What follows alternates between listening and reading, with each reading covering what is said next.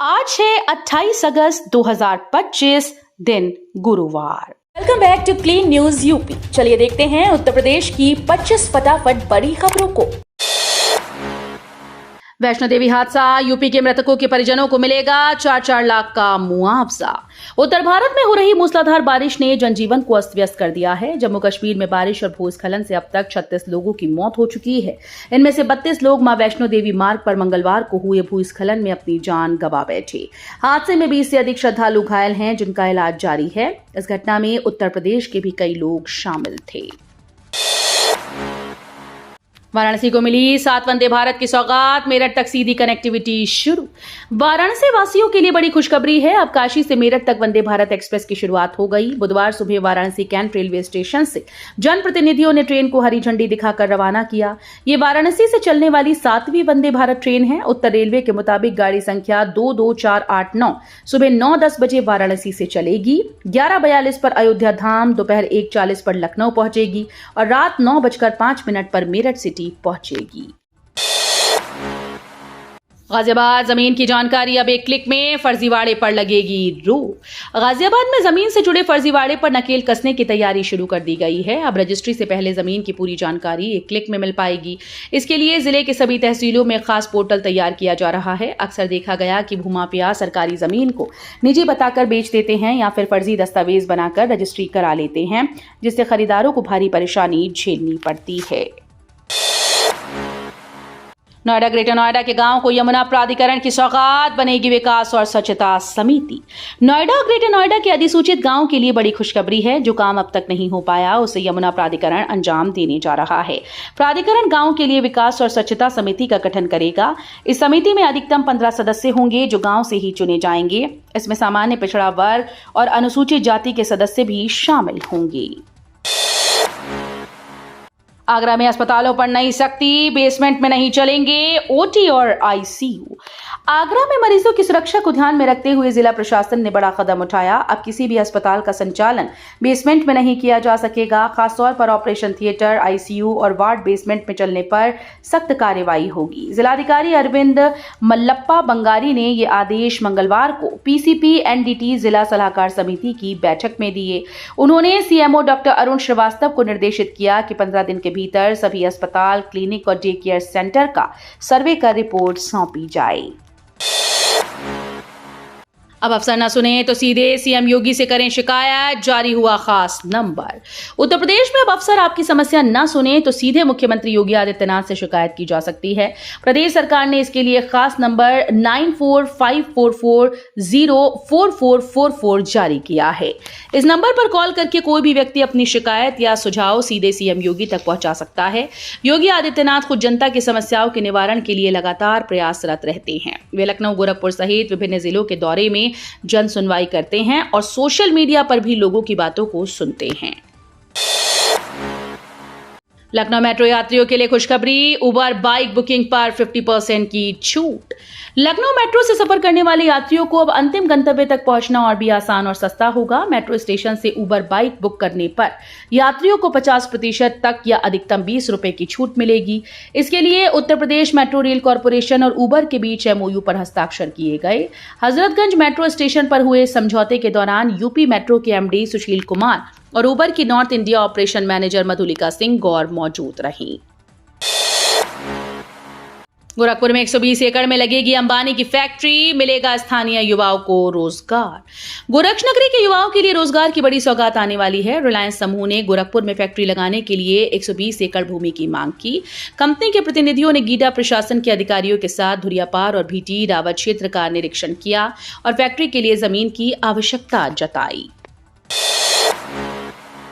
CM योगी बोले, बीमार मानसिकता ने यूपी को बीमारू बनाया, अब शुचिता के साथ हो रही नियुक्तियां। लखनऊ के लोक भवन सभागार में आयोजित नियुक्ति पत्र वितरण समारोह में मुख्यमंत्री योगी आदित्यनाथ ने 2425 मुख्य सेविकाओं और 13 फार्मासिस्ट को नियुक्ति पत्र सौंपे। इस दौरान उन्होंने कहा कि सरकार का काम युवाओं के सपनों को मंच देना है, लेकिन पिछले 20 सालों तक प्रदेश में जाति और धर्म के आधार पर भेदभाव हुआ। नियुक्तियों में बंदरबाट होती थी, जिससे न केवल युवाओं का नुकसान हुआ बल्कि पूरे राष्ट्र की क्षति हुई। जन्म मृत्यु प्रमाण पत्र अब 24 घंटे में होगा जारी, लापरवाही पर होगी कार्रवाई। लोगों को जन्म और मृत्यु प्रमाण पत्र बनवाने में हो रही देरी और सुविधा शुल्क की शिकायतों पर अब सख्ती शुरू हो गई। महापौर प्रमिला पांडे ने अधिकारियों को निर्देश दिए कि प्रमाण पत्र 24 घंटे के भीतर जारी किए जाएं। नगर निगम मुख्यालय में नगर आयुक्त सुधीर कुमार और जोनल प्रभारियों के साथ हुई बैठक में महापौर ने चेतावनी दी कि तय समय सीमा में प्रमाण पत्र जारी न करने वाले अफसर और कर्मचारियों पर सख्त कार्रवाई होगी। सीएम योगी ने बांटे नियुक्ति पत्र। 1 सितंबर से यूपी में चलेगा नो हेलमेट नो फ्यूल अभियान। मुख्यमंत्री योगी आदित्यनाथ ने लखनऊ में आयोजित समारोह में 2425 मुख्य सेविकाओं और 13 फार्मासिस्ट को नियुक्ति पत्र वितरित किए। इस दौरान उन्होंने विपक्ष पर निशाना साधते हुए कहा कि पहले की सरकारों ने युवाओं के साथ अन्याय किया, लेकिन अब पारदर्शिता के साथ भर्ती हो रही है। वहीं प्रदेश में 1 से 30 सितंबर तक सड़क सुरक्षा के लिए विशेष नो हेलमेट नो फ्यूल अभियान चलाया जाएगा। यूपी के 2075 गांव का पानी खारा, पीने लायक नहीं, जल शक्ति विभाग का खुलासा।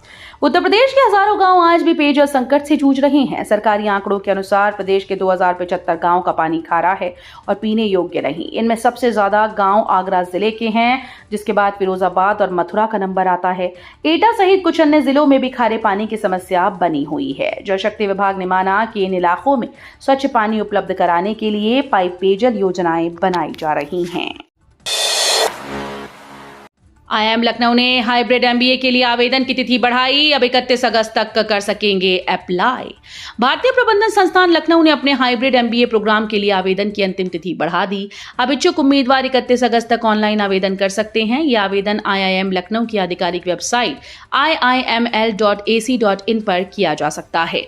संस्थान के डीन संजय सिंह ने बताया कि हाइब्रिड एमबीए प्रोग्राम खासतौर पर कार्यरत प्रोफेशनल्स के लिए तैयार किया गया है, ताकि वे नौकरी, पढ़ाई और निजी जीवन के बीच बेहतर संतुलन बना सकें। बरेली से माउंट मुकुट पर्वतारोहण अभियान रवाना। लेफ्टिनेंट जनरल ने दिखाई हरी झंडी। गढ़वाल हिमालय की ऊंचाइयों को फतेह करने के लिए बरेली से माउंट मुकुट पर्वतारोहण अभियान की शुरुआत हुई। बुधवार को उत्तर भारत क्षेत्र के general officer commanding lieutenant general DG Mishra ने हरी झंडी दिखाकर दल को रवाना किया। यह अभियान पंचशूल ब्रिगेड के तत्वावधान में 12वीं बटालियन जम्मू और कश्मीर राइफल्स द्वारा संचालित किया जा रहा है। कुल 15 जवान इस दल में शामिल हैं, जो सितंबर 2025 के मध्य में माउंट मुकुट पर चढ़ाई का प्रयास करेंगे। आगरा, नकली दवाओं पर बड़ी कार्रवाई। मेडिकल एजेंसी के गोदाम से करोड़ों की दवाएं बरामद। आगरा में नकली दवाओं के सिंडिकेट पर एसटीएफ और औषधि विभाग की संयुक्त कार्रवाई लगातार जारी है। हेमा और बसंत मेडिकल के बाद अब मोती कटरा स्थित श्री राधे मेडिकल एजेंसी के गोदाम पर छापा मारा गया। जांच में दूसरी मंजिल पर बने गोदाम से करोड़ों रुपए की दवाएं बरामद हुई, जिनमें डायबिटीज समेत कई गंभीर बीमारियों की दवाएं शामिल हैं। यमुना डूब क्षेत्र में बने 35 आलीशान फार्म हाउस ध्वस्त, प्राधिकरण की बड़ी कार्रवाई। नोएडा में यमुना डूब क्षेत्र में बने अवैध फार्म हाउस पर प्रशासन का बुलडोजर चला। मंगलवार को नोएडा प्राधिकरण ने कई विभागों के साथ मिलकर सेक्टर 151 और 155 में कार्रवाई की और 35 से ज्यादा आलीशान फार्म हाउस ध्वस्त कर दिए। प्राधिकरण के मुताबिक ये निर्माण यमुना डूब क्षेत्र में किए गए थे, जो नियमों के खिलाफ हैं। बरेली धर्मांतरण केस। मजीद का नेटवर्क देश भर में फैला, 21 बैंक खाते बरामद, विदेशी फंडिंग की आशंका। बरेली धर्मांतरण मामले में नया खुलासा हुआ। पुलिस और एजेंसीज की जांच में सामने आया कि आरोपी अब्दुल मजीद का नेटवर्क देश भर में फैला हुआ है। उसके और गिरोह के सदस्यों के कुल 21 बैंक खाते मिले हैं। मजीद के 3 और उसकी पत्नी के 2 खातों में 13 लाख रुपए से ज्यादा का लेन देन सामने आया। आशंका है कि गिरोह को पाकिस्तान समेत अन्य देशों से फंडिंग हो रही है। फिलहाल जांच एजेंसीज अलर्ट पर हैं और खातों की गहन पड़ताल की जा रही है। वाराणसी प्रयागराज में गंगा का विकराल रूप, शमशान घाट डूबे, शवदाह के लिए घंटों इंतजार। वाराणसी और प्रयागराज में गंगा नदी का जलस्तर तेजी से बढ़ने से हालात विकट हो गए। वाराणसी में गंगा ने चेतावनी बिंदु पार कर लिया और अब खतरे के निशान की ओर बढ़ रही है। घाटों का पानी गलियों तक पहुंच गया, जिससे बड़ी आबादी प्रभावित हो रही है। सबसे ज्यादा दिक्कत अंतिम संस्कार में आ रही है। मणिकर्णिका घाट डूब जाने से शवों को नाव से ले जाना पड़ रहा है और बने प्लेटफॉर्म पर ही अंतिम संस्कार किया जा रहा है। बीडीए ने की 113 कमर्शियल प्लॉट्स की नीलामी की घोषणा, 27 सितंबर तक करें आवेदन। बरेली के व्यापारियों और निवेशकों के लिए बड़ा मौका आया है। बीडीए ने रामगंगा नगर और ग्रेटर बरेली आवासीय योजनाओं में स्थित 113 से ज्यादा व्यावसायिक भूखंडों की नीलामी की घोषणा की। इन प्लॉट्स पर शोरूम, ऑफिस और कॉम्प्लेक्स जैसे व्यावसायिक प्रतिष्ठान विकसित किए जा सकते हैं। इच्छुक लोग 27 सितंबर तक ऑनलाइन पंजीकरण करा सकते हैं। नीलामी की प्रक्रिया पूरी तरह से ऑनलाइन होगी और 29 सितंबर को संपन्न कराई जाएगी। ऑपरेशन कायाकल्प की धीमी रफ्तार पर डीएम नाराज, शिक्षा विभाग के अफसरों को लगाई फटकार। जिले में ऑपरेशन कायाकल्प और मुख्यमंत्री अभ्युदय कंपोजिट योजना की प्रगति को लेकर डीएम अविनाश सिंह ने बुधवार को कलेक्ट्रेट सभागार में बेसिक शिक्षा विभाग की समीक्षा बैठक की। बैठक में पता चला कि कई प्राथमिक स्कूल में अब तक बाउंड्री वॉल और अन्य निर्माण कार्य अधूरे पड़े हैं। इस पर नाराज डीएम ने अधिकारियों की कड़ी क्लास ली और चेतावनी दी कि काम हर हाल में जल्द पूरा कराया जाए। यूके पोलो चैंपियनशिप में किदवई नगर के अनुभव सचान का जलवा, रचा नया इतिहास। भारत के युवा खिलाड़ी अनुभव सचान ने यूनाइटेड किंगडम में इतिहास रच दिया। यूनिवर्सिटी ऑफ वारविक की टीम से खेलते हुए उन्होंने यूके यूनिवर्सिटी पोलो चैंपियनशिप में खिताब जीता और ऐसा करने वाले वो पहले भारतीय खिलाड़ी बन गए। इस बड़ी उपलब्धि को ब्रिटेन की प्रतिष्ठित पोलो टाइम्स मैगजीन ने अपने 2025 संस्करण में जगह दी है। किदवई नगर निवासी और एमएसएमई मंत्री राकेश सचान के बेटे अनुभव ने घुड़सवारी की शुरुआत लखनऊ रेस कोर्स से की थी। पहली बार एक ही सीजन में 2 बार आई बाढ़, गंगा का जलस्तर फिर चेतावनी बिंदु के पार। गंगा का जलस्तर लगातार तीसरे दिन बढ़ने से हालात गंभीर होते जा रहे हैं। पिछले 24 घंटे में जलस्तर में 1.99 मीटर की बढ़ोतरी दर्ज की गई। नदी विज्ञानियों का कहना है कि यह पहली बार है कि जब एक ही सीजन में गंगा दूसरी बार चेतावनी बिंदु को पार कर गई। बुधवार सुबह 10 बजे से जलस्तर 70.42 मीटर तक पहुंच गया, जो चेतावनी बिंदु से 16 सेंटीमीटर ऊपर है। बाढ़ की वजह से 32 परिवारों के 133 लोग पलायन कर चुके हैं। सीसीटीएनएस योजना में संत कबीर नगर को बड़ी उपलब्धि, प्रदेश में पहला स्थान। संत कबीर नगर ने जुलाई 2025 में सीसीटीएनएस योजना के तहत प्रदेश स्तर पर बड़ी उपलब्धि हासिल की।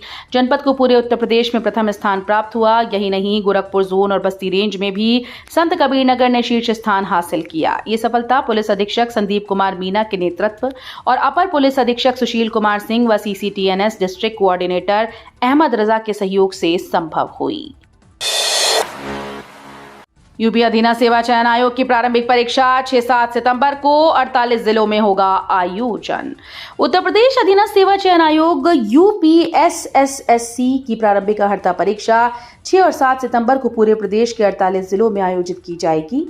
ये परीक्षा 2 पालियों में होगी। आयोग ने परीक्षा केंद्रों से संबंधित जनपदों की सूची अपनी आधिकारिक वेबसाइट पर जारी कर दी है। अभ्यर्थी परीक्षा से जुड़े सभी विवरण और दिशा निर्देश upssc.gov.in पर देख सकते हैं। यूपी में फिर सक्रिय होगा मानसून, 30 अगस्त के बाद झमाझम बारिश का अनुमान। उत्तर प्रदेश में मानसून एक बार फिर से सक्रिय होने जा रहा है। मौसम वैज्ञानिकों के मुताबिक 30 अगस्त के बाद से प्रदेश में झमाझम बारिश का दौर शुरू होगा। फिलहाल अगले 3 दिनों तक उत्तराखंड से सटे जिले और कुछ अन्य इलाकों में छिटपुट बारिश होने की संभावना जताई गई। लखनऊ स्थित मौसम विभाग ने सोशल मीडिया प्लेटफॉर्म एक्स पर अगले 7 दिनों का पूर्वानुमान जारी करते हुए लोगों को सतर्क रहने की सलाह दी है। तो ये थी आज की 25 फटाफट बड़ी खबरें। अगर आपको न्यूज पसंद आई हो तो वीडियो को लाइक और शेयर जरूर करें। धन्यवाद।